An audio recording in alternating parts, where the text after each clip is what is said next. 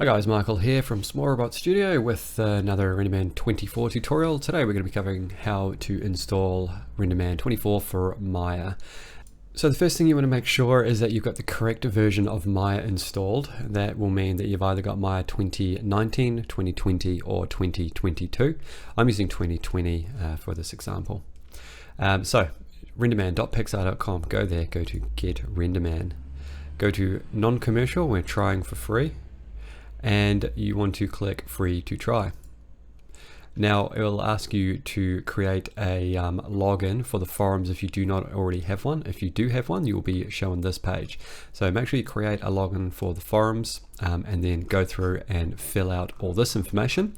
Once you've done that, you'll be presented with a download to get the installer. When you run the installer, you'll be presented with your an opportunity to log in. So make sure you log in with your forum credentials that you just created, and after you've done that and hit next, you will be given this page. So you want to make sure that you run that you install Renderman Pro Server. This is a requirement, and that you install the have Renderman installed for the DCC that you're working with. In this case it is going to be Maya, but if you also want to install for Blender or Houdini at the same time, you could do that, or Katana as well. And once you've opened up Maya, you'll want to go to Windows, Settings and Preferences, and Plugin Manager.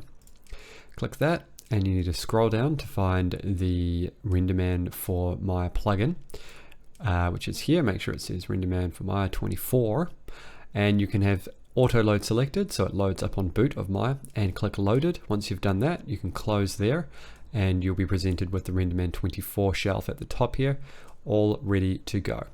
I'll be continuing my coverage of Renderman 24 in future tutorials for Maya and Blender and Houdini.